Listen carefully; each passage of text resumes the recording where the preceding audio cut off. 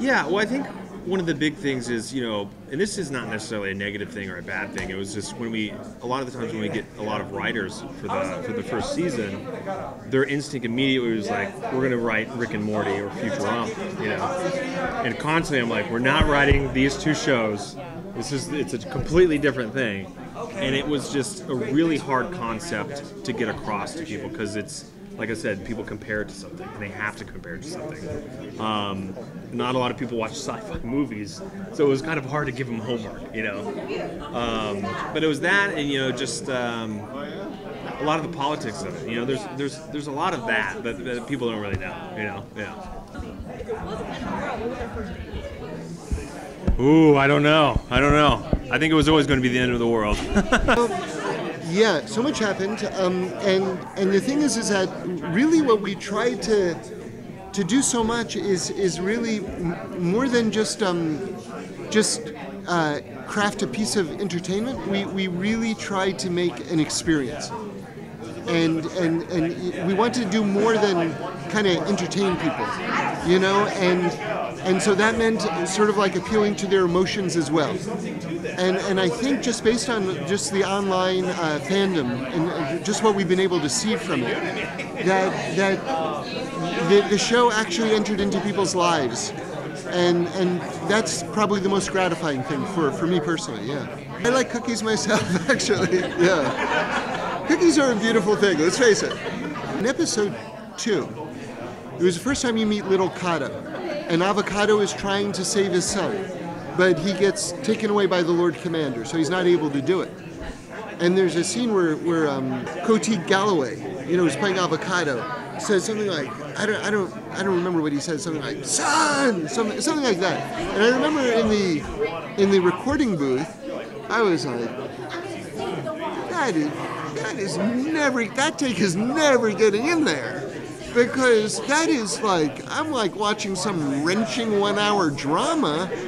How is that going to fit into our show? And then one of the happiest surprises in the world was that not only did it fit in, but it fit in perfectly and lifted the entire show with it. Okay, so season 2, we don't want to give out any spoilers, but I think that we're going to take our time a little bit more with the storytelling. And it's going to be a little bit more standalone episodes. We're really going to jack up the comedy. But at this, even more. Yeah, there's going to be more comedy, and there's at the end of the season finale, the Galaxy 1, the spaceship that they were on, got destroyed. So there's going to be a new spaceship.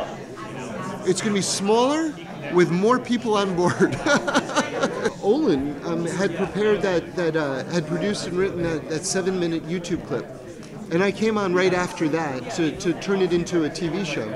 But that YouTube clip was masterful, in my opinion. It was masterful. And yeah, I just saw it and it was like it was everything that I'm interested in. There was comedy, there was emotion, there was action, there was depth, everything was right there. So I was like, yeah, let's try this. Yeah, so they asked me to come, and I did. And at first, I only had a small part of the script, and I didn't know it was I thought, oh, okay, it's a cartoon, it's a cute cartoon. And then I was like, wait, this is an in-depth character, situation, and it has feelings and emotions. And I went in the booth, and they're like, okay, we need you to go deep. And I was like, yeah, act like you're this is it. This is it. You love him. And I was like, turn off the lights. First of all, Olan is a genius to me, and he's super creative and smart. And Gary is the goofy guy who you're I'll never go out with you. But then after a while, you're like, he's so sweet. It's the face, and it's the voice, and it's the tenacity, and not knowing that you're kind of a cornball, you know what I mean? But super smart, really, and I don't know, I just love that they're finally understanding their connection, and that Quinn is getting vulnerable. It's not easy. She is a leader in her field. Like, imagine how strong she's had to be for so long, you know. And then, you know, when they first meet and they're in the bar, he's like, you know, and she's like, dude, go sit down. You know what I mean? No, like, it makes me it makes me want to go back and look at these things that I didn't grow up watching. Like, I was like I was singing The Sound of Music. You know what I mean?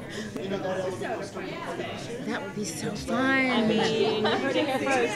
You heard it here first. Yeah, right? I do sing. I do sing, and I like. Well, you said you were in the cookies. The cookies. Oh yeah, I feel a lot of similarities. I feel like I love her strength. I love that she like tells a bunch of men in the room like, you guys are idiots. You know what I mean? Like you guys need to listen to me, you know, and she has such tenacity, and she has such I don't know, she's not afraid to speak up, you know, and I like that about her. And that's kind of the same thing about me. It's like when women sometimes are aggressive, they are difficult. They're called difficult or bitchy or all these things. But if it was a guy, no offense to guys, but like, it's like he's a boss. You know what I mean? And it's like, she doesn't care what you name her. She's going to do what she has to do to make things right. So, And is that how you are?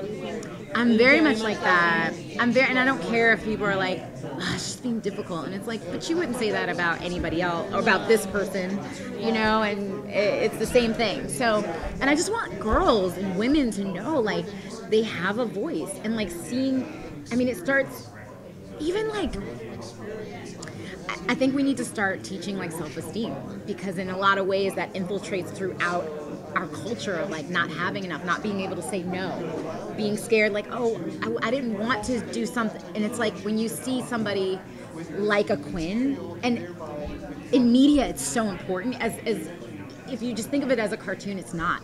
Media infiltrates every part of our lives. So you see this young woman who's like, no, and I do have a voice. Well, hopefully that will allow other women to say, you know what, I can stand up for myself, you know. Quinn does it, and it happens in so many ways, you know. Like, I remember watching She-Ra, you know, Yeah. you know, and it's like, you know, I remember watching all these cartoons and I don't know, in a weird way, being empowered by them. First of all, I just love every scene that Tribor is in.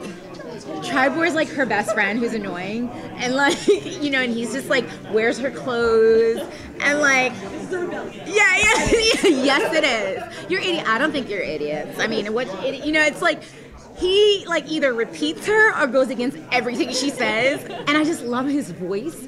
It literally, I'm in the booth dying laughing because of Tribor. Like, he's like, she's like, are you wearing my clothes? He's like, what clothes? You know, and he's like putting on her clothes. And it's amazing. So I love everything with Tribor. But I do love the scenes with Gary and Quinn a lot. Like, especially the emotional stuff of her like trying to save Earth, and who knows what happens, you know, like, and that just scene of the disconnect, like she's like, bye, you know, I tried, you know, and I don't know, it's like I haven't seen that in cartoons. Cool. My character on Final Space is Hugh. He is the AI of the ship.